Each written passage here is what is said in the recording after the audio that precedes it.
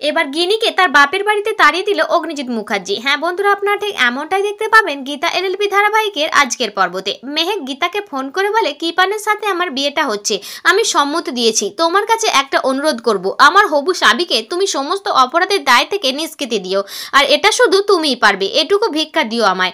গীতা মেহেককে কিছু বলতে চাইলে মেহেক ফোনটা কেটে দেয়। এদিকে মেহেক অগ্নিজিৎ মুখার্জিকে বলে, খুশি তো পাপা তুমি? অগ্নিজিৎ মুখার্জি বলে, খুশি। মেহেক বলে, দারুণ চাল চেলেছো পাপা, কিন্তু আমিও এটাও বুঝতে পারছি এই চালটা তোমার নয়, এটা তোমার থেকেও দারুণ মস্তিষ্ক ওই মেয়েটি, ওই অ্যাডভোকেট তানভি মুখার্জি। এরপর অগ্নিজিৎ মুখার্জি মেহেককে পদ্মের সাথে দেখা করতে নিয়ে যায়। মেহেক পদ্মকে বলে, আজকে আমি তোর থেকে একটা জিনিস চাইতে এসেছি। পদ্ম বলে, বলো কি চাইছো? মেহেক বলে, উচ্চ আদালতে কৃপানের কেসটা উঠেছে, তাই তোর কাছে আমি অনুরোধ করছি আর কৃপানের বিরুদ্ধে তুই সাক্ষী দিস না। কোর্টে দাঁড়িয়ে তুই বলবি আজ পর্যন্ত যা যা সাক্ষী দিয়েছিস সব মিথ্যে, তুই যা করেছিস পুলিশের চাপে পড়ে, আর এর পিছনে রয়েছে তোর উকিল দিদিমণি। তখন পদ্ম উত্তেজিত হয়ে বলে, মেহেক দিদিমণি কি বলছোটা কি তুমি? ওই লোকটাকে তুমি বিয়ে করবে, ওই খারাপ লোকটাকে যে কিনা আমার সাথে এত অসভ্যতা করেছে?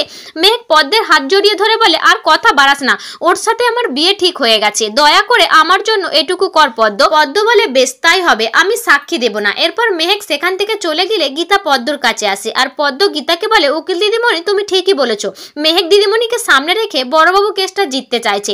গীতা বলে, ওরা খুব ভালো খেলা খেলছে রে পদ্ম, ওই অগ্নিজিৎ মুখার্জি, তার মেয়ে আর ভজন মিত্তির, ওরা জানে না যে আমি একাই 100। আমি এবার ওই বাড়িতে যাব, এবার চালের ওপর চাল দিতে হবে, ঘোড়া দেবে নৌকোর চাল আর আমি দেব মন্ত্রীর চাল, রাজাকে আমার চাই।